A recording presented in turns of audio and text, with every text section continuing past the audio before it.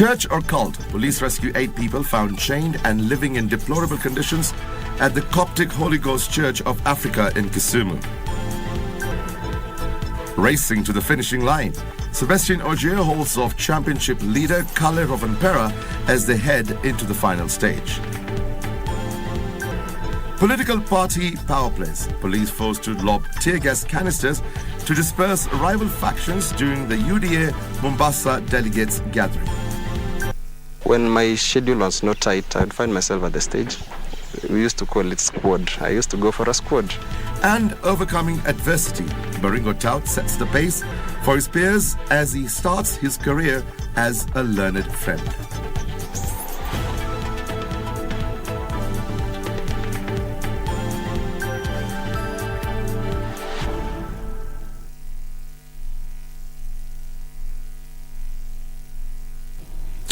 Welcome back. Starting off with our top story tonight, Muslim leaders have faulted the composition of the Mutava Musyimi-led presidential task force on the review of the legal and regulatory framework governing religious organizations in Kenya, saying it lacks equal representation. The leaders claim the membership of the task force is dominated by one religion. This, as they said, regulation of religious organizations in the country might clash with the spirit of the constitution. In the next 6 months or 1 year, of all the culprits who held those positions in Shakahola, Malindi and Kilifi, up to Coast in Mombasa at the regional level, can we get the people who are responsible for security and we get to know what action has been taken against them? Muslim leaders were at Jamia Mosque multi-purpose hall for a sensitization session on the task force for the review of legal and regulatory frameworks of religious organization that is currently collecting views from the public. It's during the forum that the leaders faulted the membership of the Mutava Musyimi-led task force, saying it favors one religion. In fact, we are not only underrepresented, we feel that we have been humiliated because in the first list we are not even there. There was only one person. Out of the list of 15, there was only one person. It's as an afterthought that 2 were added. We take this as an insult, to say the least. Despite our very limited representation in that task force, only 3 members out of 17, we wish to take this opportunity to thank His Excellency the President for constituting the task force. The leaders, however, said regulating the faith-based institutions might contravene the Constitution on the right to freedom of worship. The Constitution gives the right to individuals to practice their faith the way they want. And you cannot control that. Once you try to control that, you are in breach of the Constitution. They said religious leaders propagating sect-like faith should carry their own cross. We don't want the religious leaders, the religious people, and the religious institutions to be seen as the scapegoat for this thing. So we cannot set up standards for that. The Shakahola massacre should not be used as an excuse to frustrate the activities of institutions or any other religious community. Muslim leaders asked the faithful to turn up in large numbers in their respective areas to submit their views to the task force.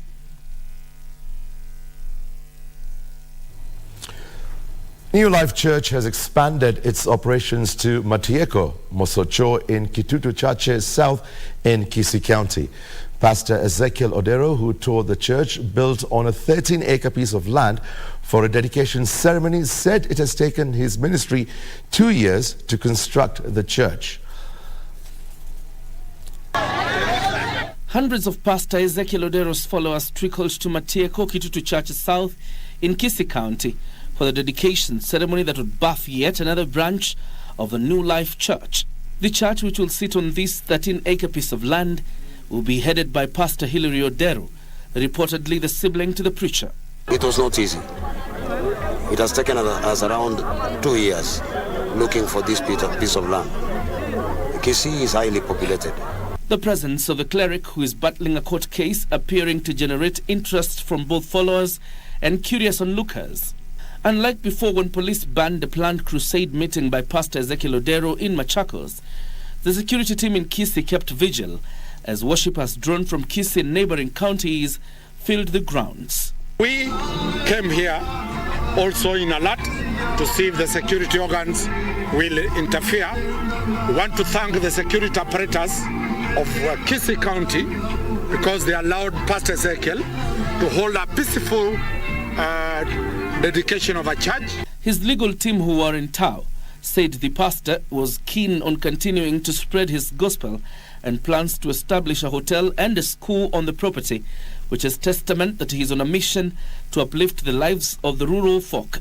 Upande huu ambao hii kazi itakuwa inaendelea, kutakuwa na hoteli, kutakuwa na shule, kutakuwa na hiyo kanisa, kutakuwa na vitu vingine ambavyo vitatengenezwa, pia nyumba za watu ambao watakuwa wanafanya kazi hapa zitajengwa hapa. Watu ambao watafaidika sana, watu ambao watasaidika pia sana ni watu wa hii community. This comes as police are expected to file an investigation report before Shan's Locots to determine if he will be charged with murder and money laundering. His legal team has however maintained his innocence. Atahakikisha hapa hivi watu wamepata kazi. Sahau mambo ambayo yalikuwa pale propaganda. The Presidential Task Force on the Regulation of Religious Institutions, formed by President William Ruto after the Shakahola tragedy, are set to visit his Mavueni church in Kilifi in August. In the meantime, the gospel, according to Pastor Odero's New Life Church, continues to make inroads in the country with the launch of a Kisii branch. John Jacob Curia, Legends Edition. Police were this afternoon forced to lob tear gas canisters to disperse supporters of Nyali MP Muhammad Ali and Iyala MP Hassan Omar after they clashed during a UDA Mombasa delegates meeting at the Government Training Institute in Mombasa. The political clash between the supporters of the two UDA politicians disrupted the meeting, which aimed at resolving existing differences between the two. Abdi Aziz Hashim reports on the growing political rivalry between Hassan Omar and Muhammad Ali that has openly played out in public.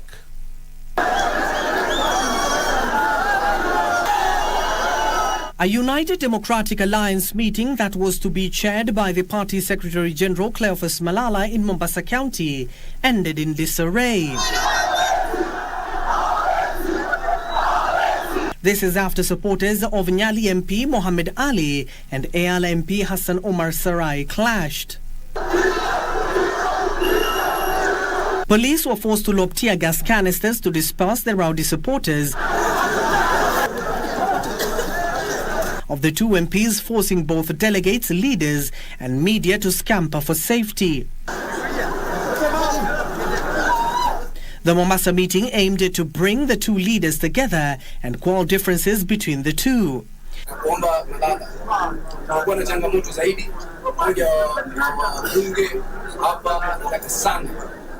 fulani afanye mwenyekiti bila election. Sisi twasema kuwa na election na kila mtu hapo na hiari na uhuru wa kusimamia election, awe ametoka pembeni yoyote ya Kenya. Yeye anatumia chama, nguvu ya chama, is an interim vice chair. By mwezi wa 8 kutakuwa na uchaguzi. Tutakuwa na viongozi walio na dira. The clash is nothing unprecedented, as both Omar and Ali have been castigating each other in public forums, with supremacy battles emerging between the duo. Kwa hivyo mimi nataka kuhakikishia kwamba hakutakuwa na mapendeleo na watu wote washikamane kwa pamoja. Kama ana hila ya kutibua mikutano kwa sababu ana agenda, hana lolote. But if you want to come back here kwa sababu ya kuharibu chama, hiyo hatutakubali. Malala called for sobriety, noting that UDA must woo the region, believed to be an ODM stronghold, and consolidate support for the UDA party agenda for the county. Nasema kwamba tunaenda kuchukulia hatua wale watu ambao wanajaribu kuleta fujo katika chama, sababu chama chetu cha UDA ni chama cha amani, ni chama cha demokrasia. So tunaenda kuleta kuhakikisha kwamba tunachunguza mambo haya, na vile vile pia tunaenda kuchunguza ni nani yule alibeba tear gas akarusha ndani ya hall ambayo ilikuwa na amani. So tunasema tunataka wanachama ambao wanafuata maadili ya chama. Elsewhere, nominated MP Sabina Chege has urged former President Uhuru Kenyatta to hold a meeting with party members and smooth out the issues plaguing the party.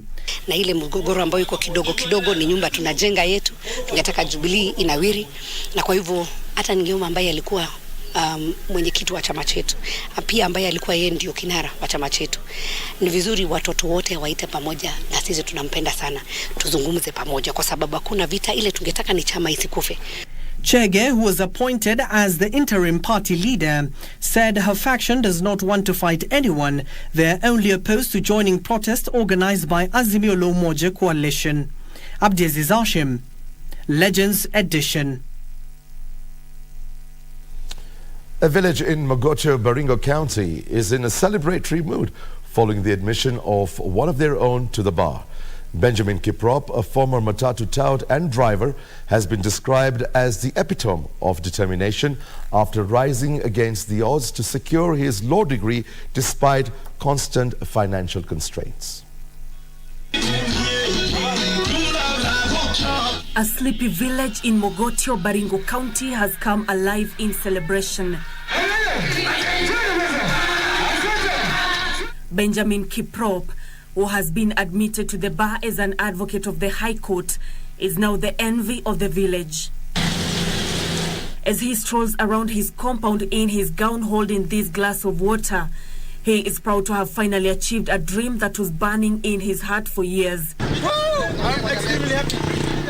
Congratulatory messages were in plenty, with admiration written all over the faces of his family and peers. Kiprop rose against all odds to secure his place at the table of the learned friends. He lost his mother after joining Form 1 and was forced to work as a matatu conductor during the school holidays in order to raise funds to cater for his daily needs. When I was doing my undergraduate at Kabarak University, I used to go, whenever I had classes, I'd go to class. And when my schedule was not tight, I'd find myself at the stage. We used to call it squad. I used to go for a squad. Ndiye alinifunza kitu inaitwa squad. Kumbe squad ni wakati driver wa matatu wa yuko anakupatia gari. So hata driving yake alijifunza kwa stage. Ni kijana mwenye bidii, ni kijana mwaminifu kwa kazi zake, na amekuwa role model wetu sasa kwa sasa. Kuwa kumbe kila mtu tukikazana tutafika penye tunataka kuenda. Mtu ya matatu kuja kuwa lawyer inagharimu mkono kubwa sana. Si wote wanaweza kuwa hivyo. Kwa mimi sasa naweza kusema ya kwamba kuna uwezekano ya kila mtu kuwa hivyo. Kila mtu akitilia manani huyu muhimu ya masomo. Despite the journey to complete his law degree taking 10 long years, Kiprop is finally living his dream. I'm really happy because I've seen the fruits of perseverance. I've seen the fruits of being resilient in this life. And nothing comes easily in this life. His achievement is not just an achievement within his community, but is an achievement that is going to inspire generations. Because of the determination he was able to show, and his commitment, and the resilience that he was able to show, others and well-wishers were able to recognize this and came out and sponsor him. As Baringo County Assembly, we are going to come up with a policy to ensure that all the needy cases in our county are captured. Nancy Okware, Legends Edition. At least 8 victims of the unlawful detention in the controversial Coptic Holy Ghost Church of Africa in Kisumu have been rescued. The Senate Ad Hoc Committee on the Proliferation of Religious Organizations, with the help of the police, raided the controversial church this evening before releasing the victims that had been chained and living in desolate conditions. But even as the 8 were rescued, questions abound on how the church continues to operate despite several raids in the past and a live case in court. Achola Simon with the details. The imposing white painted building in the background houses the controversial Holy Ghost Coptic African Church in Kisumu County. Within the precincts, other small rooms under lock and key dot the area, perhaps concealing what goes on behind the closed doors. Central Alego. And soon the reality was dawning on the Senate Ad Hoc Committee on Proliferation of Religious Organizations on what exactly lies behind the closed doors.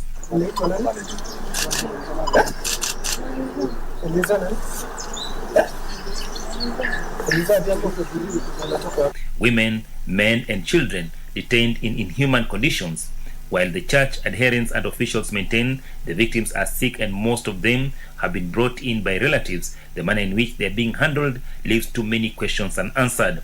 Kwa sababu tumeona ile hali ambao hawa watu wamewekwa ni hali ambao haistahili. Wamewekwa kama wanyama, wamefungiwa makufuli kwa giza, wamewekewa ndoo ya kwenda choo, wanapewa chakula mara moja kwa siku.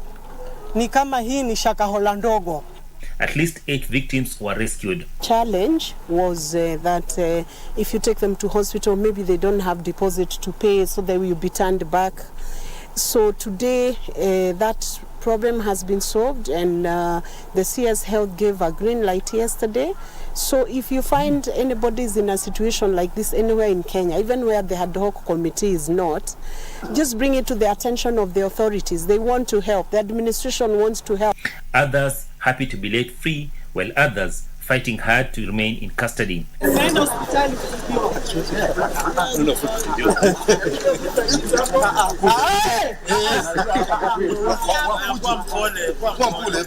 The latest batch of victims to be rescued from the controversial church will most likely kick on a debate on why the controversial church continues to operate despite similar raids and rescues in the past. I think you have covered the issue of this church before, but we have been here, our officers, security officers have been here. They were able to take these people initially to court, but the case was dismissed due to lack of merit by court.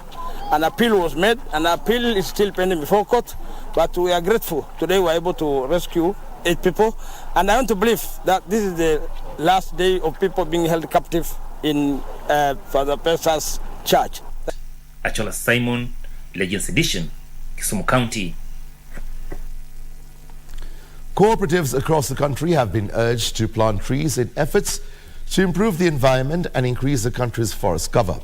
Speaking on Saturday at the Nairobi ASK Showground during the Ushirika Environmental Day, Cooperative Alliance of Kenya CK Chairman MacLeod Malonza said they will marshal their numbers and ensure they support the government's call to plant 15 billion by 2032. Ushirika Environmental Day at the Nairobi Agricultural Society of Kenya Showground. It is during the commemoration of the cooperatives across the country were put to task to support the government agenda of planting 15 billion trees by 2032 in efforts to combat the effects of climate change. Ours is a mixed grill. We are looking at indigenous trees and also even some of the trees to be of business like fruits, which will be supporting the horticultural sector, the importation, and also food security for our nation, so that we can be relying on ourselves.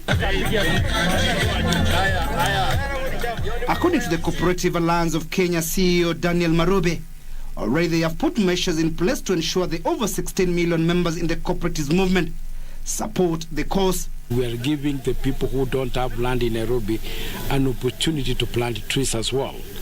And we have encouraged our cooperatives in the agricultural sector, each family, to plant at least 30 trees and nurture them to maturity. Today is very important because as cooperatives mark this particular event, we are partnering with them to give our technical support because we are moving away from the original tree planting to a new model of tree growing, because as we plant trees, we also need to keep an eye on them and make sure that we see them grow. He at the same time commended the government for recognizing cooperatives as one of the best means to achieve its core mandate within their manifesto. Next week on Saturday in the morning, it will be the first Saturday of July. And all over the world, we will be celebrating an International Day of Cooperatives, which was put aside to celebrate the achievements, because all over the world cooperatives have been considered as the best model that addresses the needs of the common people. Timothy Kipnosu for Legends Edition. It's time for a short break. We'll be back in a short while. Stay with us.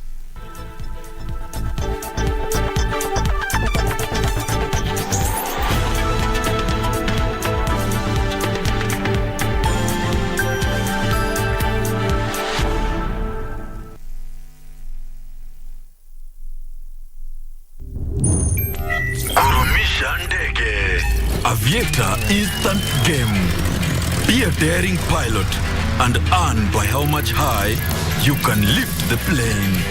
The higher you fly, the higher your win. The sky is the limit. Mozart Bet.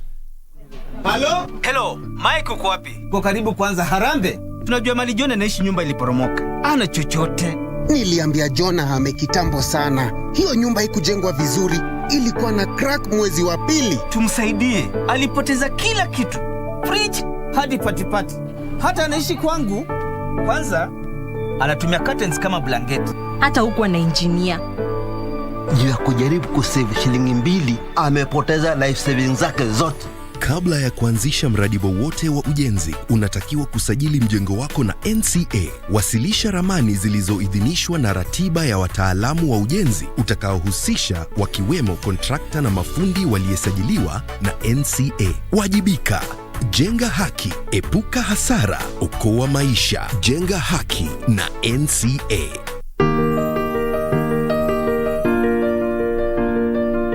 Huchagui familia yako, ni zawadi ya Mungu kwako kama ulivyozawadi kwao. Iwapo unakohoa, unahisi uchungu kwenye kifua, uchovu kila wakati, joto jingi mwilini, unakosa hamu ya kula au kupoteza uzito haraka bila kukusudia na kutokwa na jasho jingi usiku, waweza kuwa waugua TB. Nenda hospitalini ukapimwe. Ikibainika ya kwamba ni TB, utapewa dawa, na ukimeza vizuri ulivyoshauriwa na daktari, utapona. TB yaweza kuangamiza jamii yako. Usikubali. Matibabu ni bila malipo katika hospitali zote za serikali.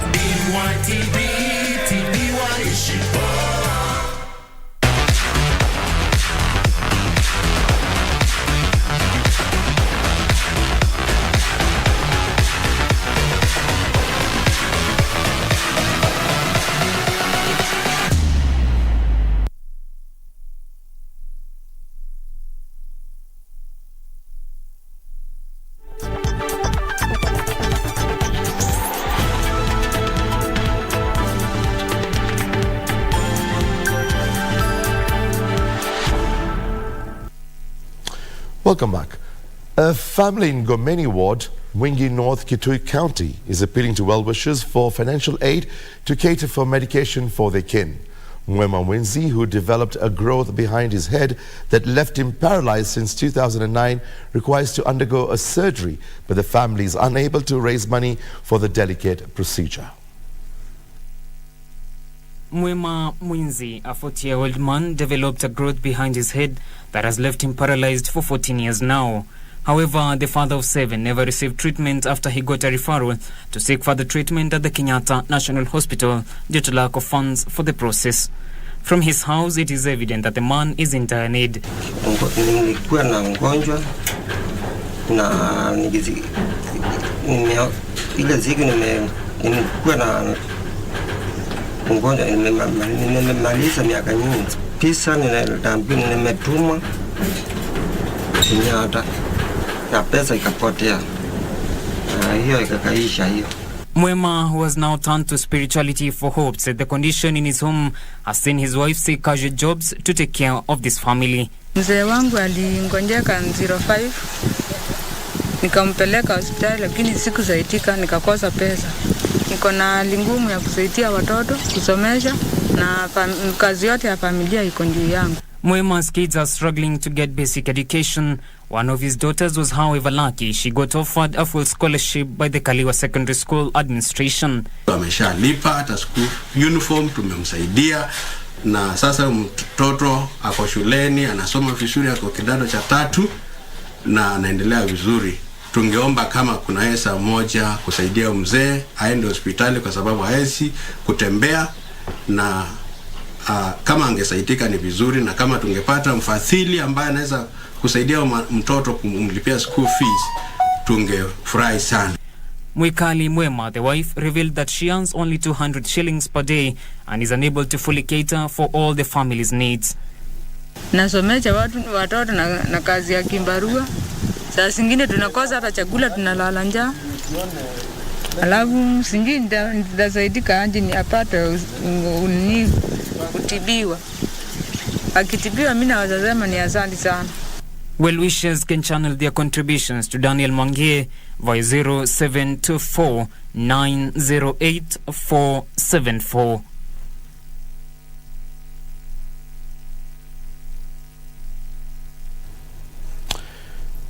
In a bid to foster cultural exchange and deepen bilateral ties between Kenya and China, the Chinese embassy in Kenya opened its doors to two prestigious Kenyan high schools, the Kenya High and Alliance High School. Ambassador Zhu Pingjian expressed his willingness to explore avenues of cooperation with the two schools and the Confucius Institute of the University of Nairobi. The visit took place on the eve of a traditional Chinese holiday, the Dragon Boat Festival, which added a festive atmosphere to the event.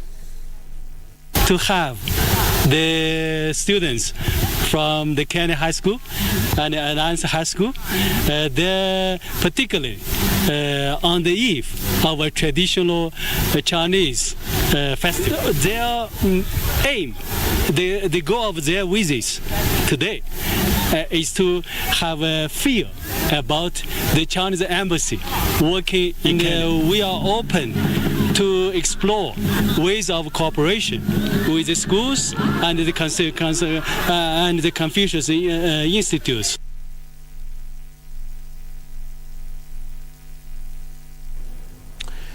Church leaders in Nyanza region have been challenged to take a lead role in fostering peace and political tolerance in the region.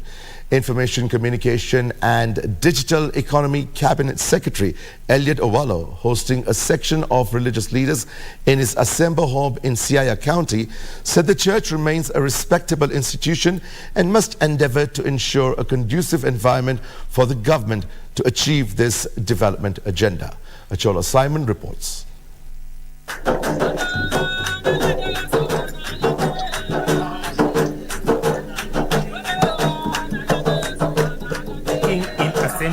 Siaya County, where he hosted religious leaders from 55 different religious organizations, the cabinet secretary said the church played a crucial role in ensuring the Kenya Kwanza coalition ascended to power and must continue by ensuring a conducive environment by preaching peace and political tolerance. The government, under the tutelage and leadership of His Excellency President William Ruto, has got a lot of faith in the church.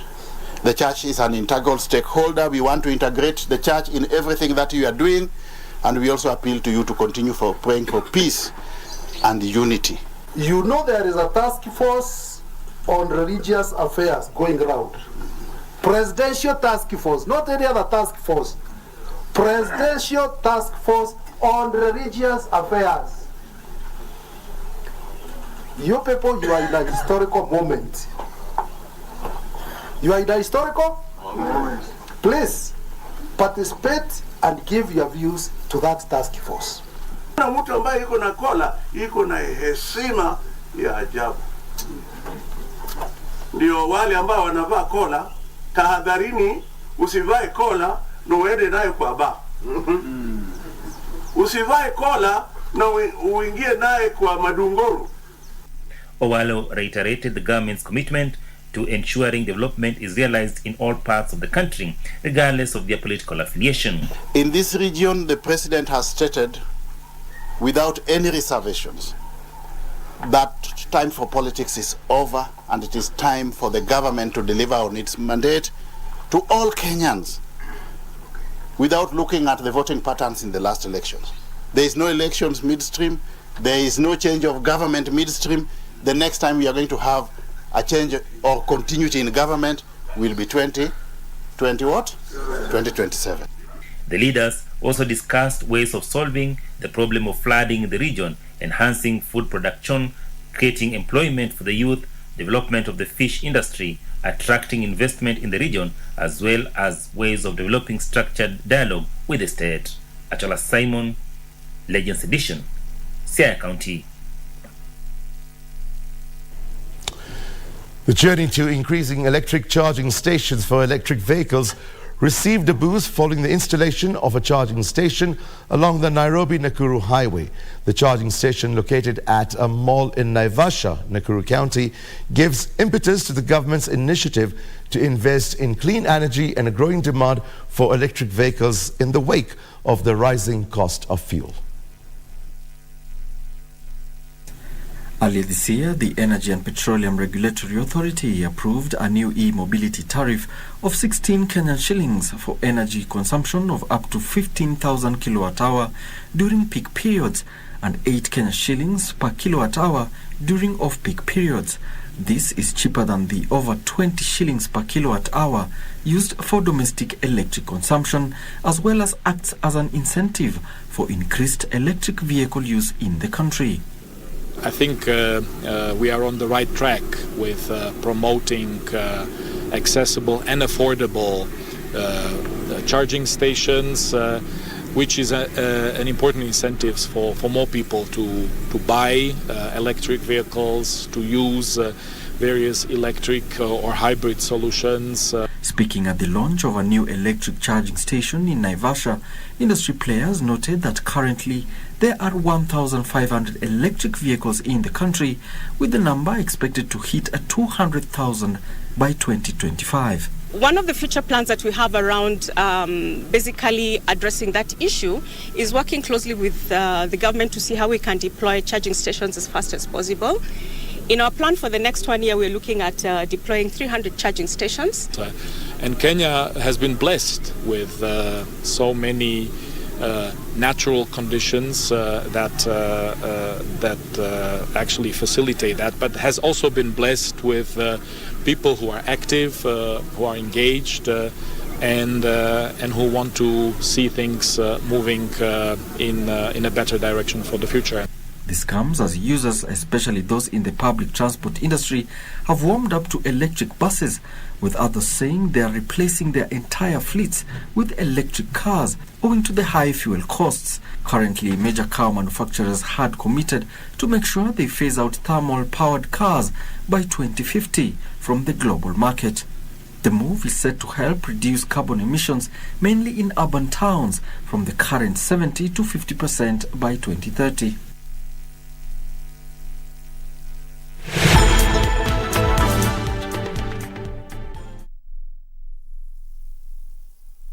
Are you a holder of unclaimed financial assets? Surrender unclaimed financial assets today and avoid the last-minute rush. Take advantage of penalties and fines waiver ending June 30th, 2023. Report and surrender unclaimed financial assets today. For more information, visit our website www.ufaa.go.ke/holders or contact us through holders@ufaa.go.ke or call us on 020-402-3000. Do not wait for the June 30th, 2023 deadline. Unclaimed Financial Assets Authority. Receive, safeguard, reunite. Iwapo unakohoa, unahisi uchungu kwenye kifua, uchovu kila wakati, joto jingi mwilini, unakosa hamu ya kula au kupoteza uzito haraka bila kukusudia na kutokwa na jasho jingi usiku, waweza kuwa waugua TB. Biashara yenu inapita?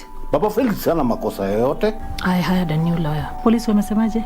Who sent the video? That video proves nothing. Then it will be too bad if that girl disappears forever. Imefika paka wewe umekaliwa na mwanamke. Hai. TB yaweza kuangamiza jamii yako. Usikubali. Matibabu ni bila malipo katika hospitali zote za serikali.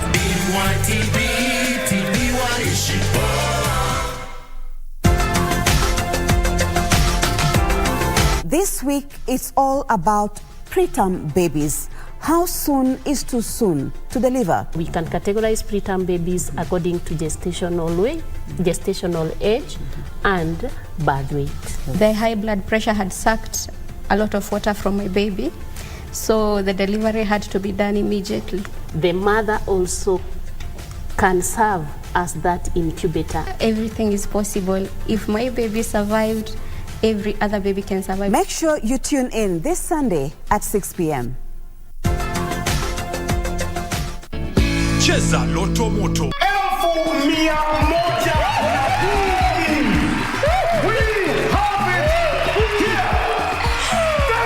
Kwa majina naitwa Alex Odur, natoka Kamulu. Na show leo imekuwa poa. Nilikuja na confidence nikijua naenda kuwin.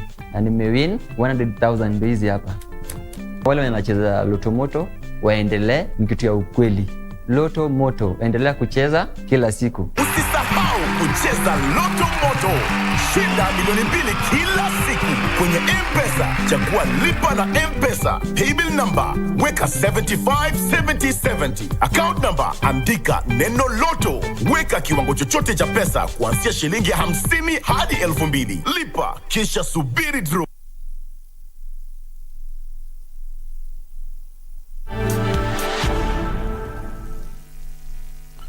Welcome back. Several members of the Kianda Joakali Savannah squatters group in Nairobi's Donholm area were injured by guards protecting a place of land which is at the center of a land tussle involving the group and a private developer. The members were trying to access the piece of land in Embakasi East to hold their annual general meeting. Details on this and more in the news briefs. Led by their chairperson Naomi Kabura Mugethi, the 727 squatters called on the government to come to their aid and help them reclaim their land. They allege that court cases have been dragging for long due to the influence of the private developer. Miaka 24 tukikuwa kotini. Na dakika ya mwisho baka wa leo tunanyang'anywa. Meanwhile, Kenya Medical Supplies Authority KEMSA Chief Executive Officer Dr. Andrew Mulwa has committed to end graft at the state-owned company. While in Boni East, Makueni County, during a tree planting exercise, Mulwa said he will ensure KEMSA lives to its mandate, among them availing medicines to health facilities with zero corruption. Tumeenda hapo kurekebisha na tumekubaliana tutarekebisha sisi wote kama shirika. Let also the new bishop. In Kisii, Right Reverend John Omangi is the bishop-elect for the Upper Southern Nyanza Anglican Church of Kenya Diocese that was recently split from the church's Southern Nyanza Diocese. Omangi was picked by 22 delegates of the ACK's Electoral College. Endelea kuhimiza watu wetu, let's keep the peace of the Lord that is in the church, the peace of the Lord that Christ left us. Separately, the public has been urged to adopt sustainable approaches to help street kids as opposed to dishing them with money, food and other goodies. Development partners and civil society organizations speaking at an event to create awareness on strategies to rehabilitate street kids in Isiolo cautioned giving handouts tend to keep them on the streets. And unless we start learning how to rehabilitate children in the right way, with counseling, with psychosocial support, this place will be in a mess whenever they close these children's homes. Meanwhile, residents of Narasha, Narok East Sub-County got a reprieve following the resolution by the National Assembly Committee on Public Petitions and Kenya Wildlife Service allowing them a passage through Hell's Gate National Park to access Naivasha town. Na hiyo tumekubaliana, wananchi wako na free movement, lakini controlled kwa sababu ya security ya wildlife na security ya the geothermal installation. And residents of Kitengela town have held protests after a private developer drilled a borehole along a public road. The irate residents claimed the move has affected at least 20 nearby businesses as the dirty water flows on the feeder road, making it impassable. Yenyewe maji itasaidia wenye wako karibu, lakini tumeharibiwa biashara. Tunauliza ni kwa muda gani hiyo kitu itakaa hapo? Irene Mchoma Odim, The Legends Edition. Right, it's time for a short break and you'll join me on the sports section with the latest in sports. Stay with us.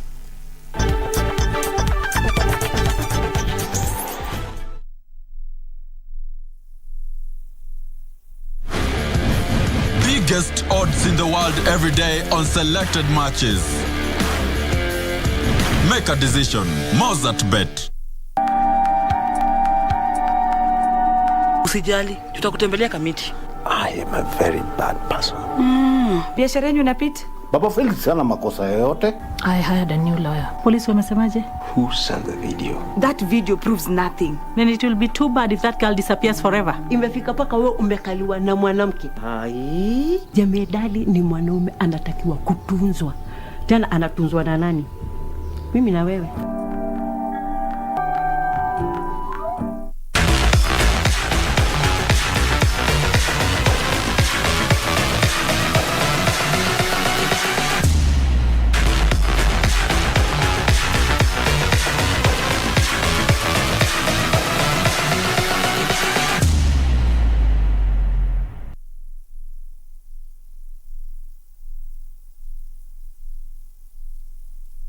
Mkulima, wacha wasiwasi. Nyunyizia mimea yako maji kwa njia rahisi na ya kisasa ya Elgon Magna Drip Irrigation Line. Kila mmea unapata maji ya kutosha kwa utaratibu. Elgon Magna Drip Irrigation Line, njia rahisi ya kunyunyizia mimea na inapatikana kwa bei nafuu. Elgon Kenya, transforming farms and lives through technology.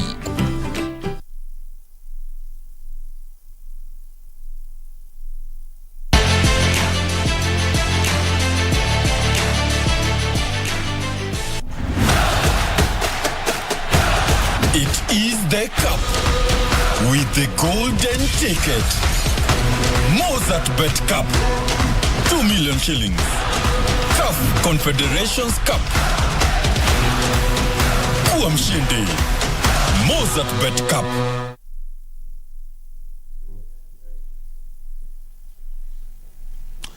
Welcome back. It's time for the latest in sports.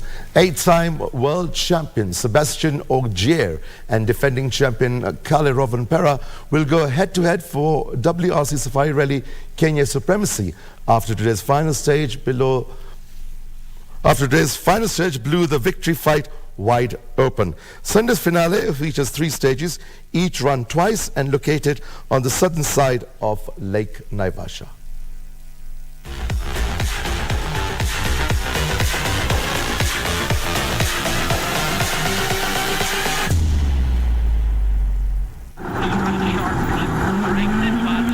Sebastian Ogier looked set to end the penultimate leg comfortably in front of his championship leading colleague, but a sudden downpour in the closing 31.04 kilometer Sleeping Warrior forced the Frenchman to concede more than 15 seconds and will start Sunday's 6-stage finale just 16.7 seconds clear at the top of the table. I'm happy with the morning. Good first stage, except for the puncture toward the end. We lost a bit of time in there, but still we managed to have the same gap as we started the day with Kale. So far so good. Kale Rovanpera is placed comfortably at the second position ahead of Elfin Evans and Takamoto Kasuta, who complete the top 4 positions. A bit more tricky condition to be fast. I didn't push on the rough so much, and then the last 2 ones the pace was quite good, and on the long one there was a bit of water and mud, so we did quite okay time. A Sapeka Lapi retirement coupled with Thierry Neuville's Friday retirement means that Hyundai hopes now rest on Danny Sodo's shoulders. Meanwhile, 7 times KNRC champion Carl Tundo, navigated by Team Joseph, in Skonda Fabia is the top-placed Kenyan driver at position 13 overall and 4th in WRC2. Section was good, a bit slippy in the beginning. Second one was good as well, and the third one turned into, it was fun actually, it was good fun. There were just suddenly stretches of mud holes and slippy, and then it turned dry again, and then it turned slippy, but it was, again, clean run. It's been a struggle to get the car to the end. It's a very hard steering wheel when there's no power to it, so we've just been driving through. Sunday's finale features 3 stages, each run twice and located on the southern side of Lake Naivasha.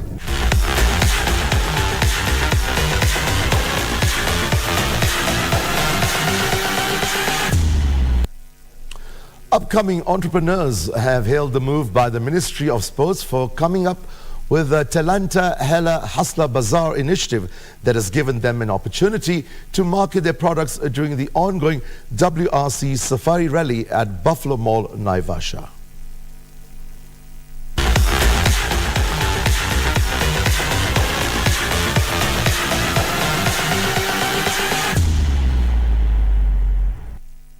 The Hustlers Bazaar, an initiative by the Sports Ministry, accords ordinary traders a chance to make brisk business during the ongoing World Rally Championship Safari Rally in Naivasha.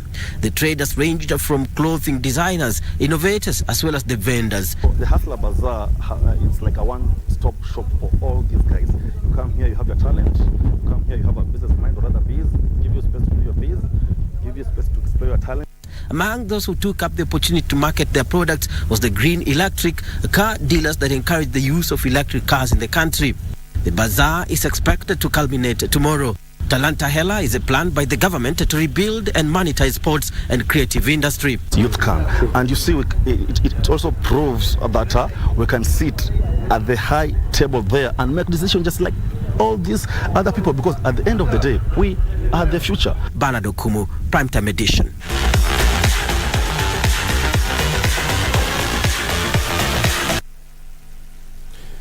Thousands of motorsport fans Saturday came out in large numbers to have a view of this year's edition of the WRC Safari Rally in Naivasha, with businesses counting profits. Fans assembled along Soisambu, Elementaita and Sleeping Warrior and cheered their local and foreign drivers as the Safari Rally entered day 3.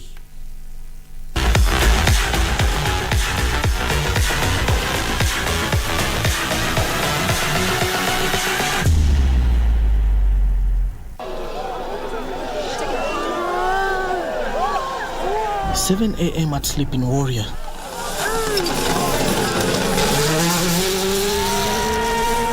Fans had already arrived and having fun before the rally drivers traversed the area.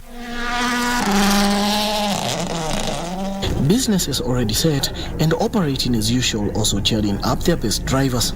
Nimefungua biashara saa 11 na biashara sio mbaya huko. Hii msimu naonelea ni mzuri kwa sababu imesaidia watu wengi wamekuja kufanya biashara huku na watapata kitu. I've been here from yesterday early morning by around 3 a.m. I was here and this is a passion and it's still a way of making money.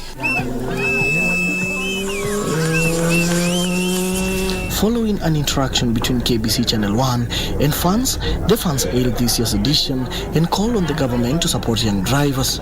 Mimi sio shabiki wa dereva mmoja, mimi ni shabiki wa madereva wengi. Rovan Pela, Katusa. We're looking at possibly an excellent battle between Hyundai, Toyota, the Aris, and the Ford. I mean, we're on the Sleeping Warrior stage, and the drivers, my goodness, are on a full throttle. I mean, I haven't seen this before. Imekuwa ni miaka mingi tulikuwa tumeukosa mchezo huu, na tulipokuwa wadogo bwana tulikuwa tunapenda mchezo huu kufuatilia. Sasa leo hii tuko hapa kushabikia kuona madereva wa kigeni wakija kupambana na vijana wetu hapa nchini. They also hailed KBC Channel 1 for being the front line in the broadcast of this year's edition of the Safari Rally.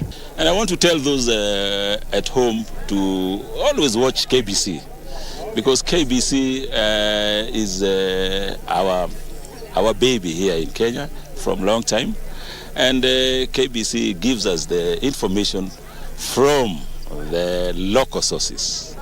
So I would encourage everybody to watch KBC. Curtains of the Safari Rally come down tomorrow, having completed a distance of 357 kilometers. It is clear now that sports is a unifying factor, as thousands of fans from different parts of the country came down in large numbers to support their own local talents who are taking part in this year's edition of the WRC Safari Rally.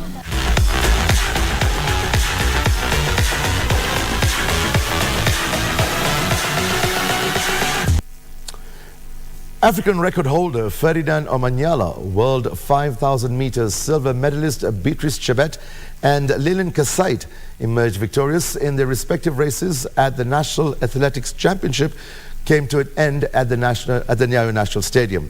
The 3-day championship was used to select a team that will represent the country in the World Championship to be held in Budapest, Hungary in August.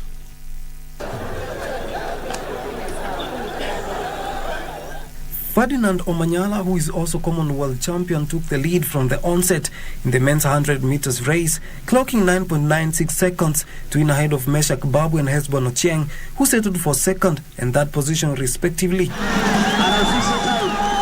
So kuja kukimbia 100 meters mwili liko poa. And target imekuwa achieved because hata haikuwa tukimbia sub 10. Tulikuwa tukimbia 10 zeros but ina show tu mwili iko sawa. So from here sasa ni Budapest. Tuna prepare for World Championship Prince. I'm looking forward kuona finals watu 3 ama 4 wanadipanda 10. That will be my joy for this country. World 5,000 meters silver medalist Beatrice Chebet emerged victorious in the women's 1,500 meters final in a time of 4 minutes, 6.9 seconds ahead of Miriam Cherop and Purity Chipkurui, who also completed the podium dash. Ningependa kusema 1,500 si event rahisi, ni ile tu kujituma na kuvumilia. Yangu ni kukimbia personal best. Mungu akiniwezesha ni win, nashukuru. In the men's 1,500 meters final, Kiumbe Mugati clocked 3 minutes to emerge victorious. In the women's 5,000 meters final, Lilian Kasait won in a time of 15 minutes, 1.39 seconds, while in the men's 5,000 meters final, Daniel Simiyu clocked 13 minutes, 34.25 seconds to emerge victorious.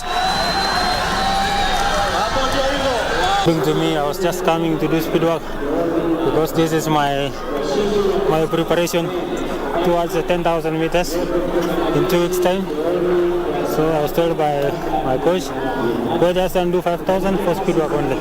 The 3-day championship was used to select a team that will represent the country in the World Championship set for Budapest, Hungary in August. King Orimwangi, for Legends Edition. Kenyan women handball team staged a stunning comeback to beat Algeria by straight sets of 19-13 and 11-5, beginning their campaign at the second edition of the Africa Beach Games in Hammamet, Tunisia, on a winning note. Captain Michelle Abiambo and Brenda Ariviza starred for the Kenyan side, scoring 8 and 6 points respectively, as the Kenyan girls put off a slow start to win the game and move top of the 5-team table. The Kenyan girls started slow and the Algerians led 8-0 after just 3.5 minutes, with Ben Modeta Salma, who had a game-high 11 points, being the chief destroyer for the Algerian side. The Kenyan girls didn't look behind, with Ariviza's 2 spin shots counting for 2 points each, and Viona Wandera's similar score taking the team to a 19-13 lead at the end of the first period. Euphrasia Mokasia 360 shot with 30 seconds to play was the final marker for Kenya as they clinched the set 11-5. Kenya will face off with neighbors Uganda and Mali on Sunday before a final showdown against host Tunisia, who beat them in the global tour on Monday. The second edition of the Africa Beach Games was officially opened on Friday. Team Kenya's flag bearers at the opening ceremony were sprint rower Diana Natecho and handballer Victor Otuoma, who both described it as an honor, hoisting the country's flag across the theater with pride and glamour.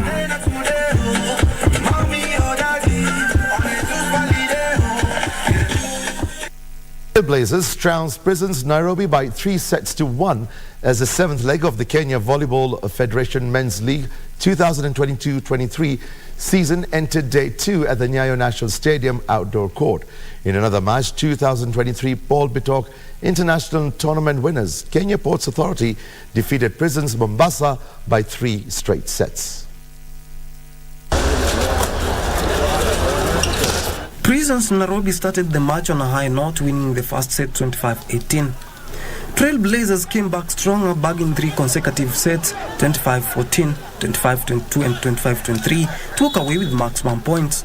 This win means Trailblazers are now 6th in the league with 22 points, while Prisons Nairobi are 9th with 11 points. A win is a win, we have won, but it was not the best of what I expected of my players. Last season walitupika 3-0, lakini round hii tumejaribu, tumepata seti moja. Sasa vijana wangu bado ni wadogo na wanaendelea kuimprove. Kwa hili timu yenye imeimprove ni timu yangu na Nairobi Prisons. In another match, 2023 Paul Bitok International Tournament winners Kenya Port Authority defeated Prisons in Mombasa by 3 straight sets of 25-15, 25-17 and 25-18 respectively. Philip Kigen and Mercy Kwambai are the champions of this year's Lewa Safari Marathon after the two won their respective 42 kilometers races. This year's 10th edition attracted about 1,200 runners. Philip Kigen and Mercy Kwambai are winners of this year's Lewa Marathon. Kigen was participating in the marathon for the second time, clocked 2 hours, 19 minutes and 6 seconds to win the race ahead of John Mitei, who finished second in 2 hours, 21 minutes and 23 seconds, while Isaac Koech finished third in 2 hours, 22 minutes and 37 seconds. Kwa sababu si kwa uwezo wangu. Pili, nilikuwa nimejiandaa vilivyo na kumshinda Peter Wahome, hata yeye ni mshindi pia, kwa sababu kila mtu alikuwa amepiga mazoezi, alikuwa amejiandalia ile wa marathon. In a slow ladies race, Mercy Kwambai was the fastest lady on the course today, winning 2 hours, 48 minutes and 35 seconds. Kwambai led the group on a hilly terrain in her second marathon after Abuja, beating Zaidi Cherop, who settled for the second position in 2 hours, 53 minutes and 54 seconds, while Frida Ledopa wrapped the podium in 3 hours, 4 minutes and 32 seconds. Nimefurahi sana, ngawa iko rahisi, njia ni iko na milima mingi, but nimechekasa na shukuru Mungu nimewin. The champions pocketed cash awards of 150 shillings each, while the second and third place finishers walked away with 80,000 and 60,000 shillings each respectively. Faith Akinyi for Legends Edition. Williwaya Taekwondo Academy kicked off training on Saturday at the Nyayo National Stadium ahead of the inter-schools competition slated for August and East Africa Championship in December. The inter-schools competition has attracted over 10 primary and secondary schools. Williwaya Taekwondo Academy commenced training at the Nyayo National Stadium under the watchful eye of tactician William Wamoya ahead of the inter-schools competition slotted for August.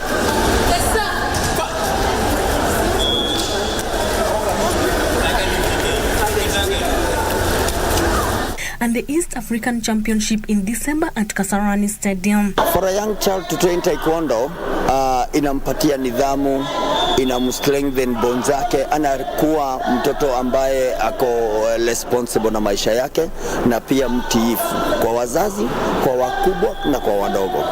Yes. At least 20 students reported for training at Nyayo National Stadium Indoor Gymnasium, with majority aged between 4 years and 13 years. I left Taekwondo because of self-defense and discipline, and helped me a good person in life. Coach Wamoya said the students are responding well in training and is optimistic they will perform well in the upcoming competitions. The inter-schools competition has attracted over 10 primary and secondary schools. For Legends Edition, I'm Sela Onyango. The FKF Premier League enters the final match day of the season tomorrow, with the two title contenders Gor Mahia facing Nairobi City Stars as Tusker play Vihiga Bullets. These two teams are still in contention to win the league, and their fate will be known on the final day of the season.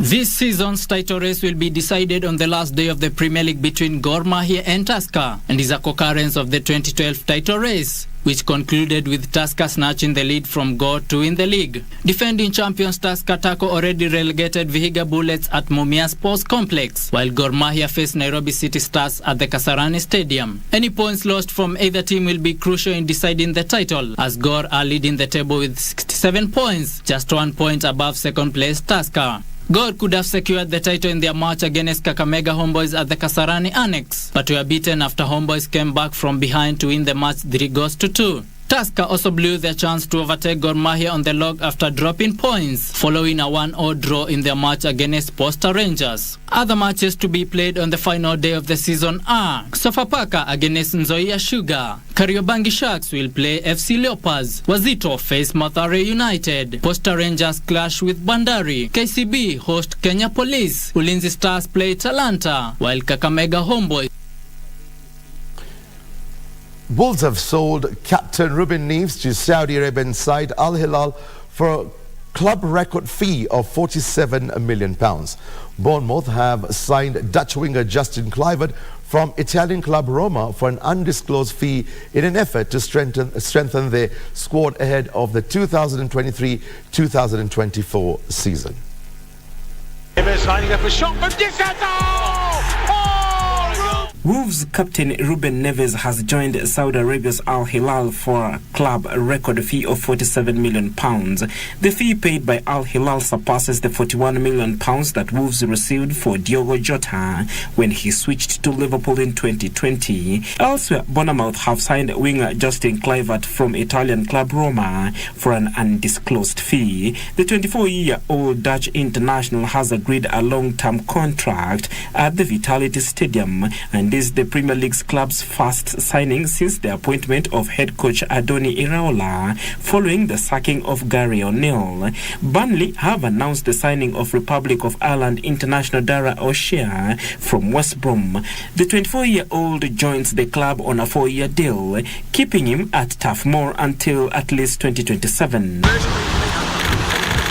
And finally, Spanish club Celta Vigo have named former Liverpool and Newcastle manager Rafa Benitez as their new manager. The 63-year-old Spaniard boasts considerable experience and is returning to management for the first time in over a year after being sacked by Everton in January 2022. And that's the latest from the world of sports.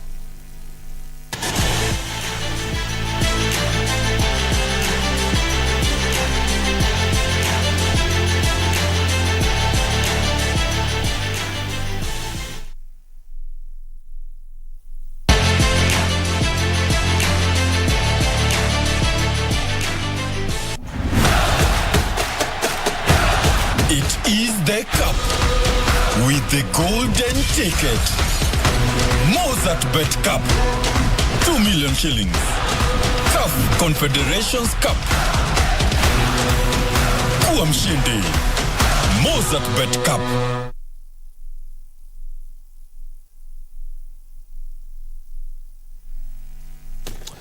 Right, and that's all from our newsroom. I am Fayyaz Qureishi. Our sign language interpreter for tonight's edition was Lucy Mara. Thank you for joining us. Good night.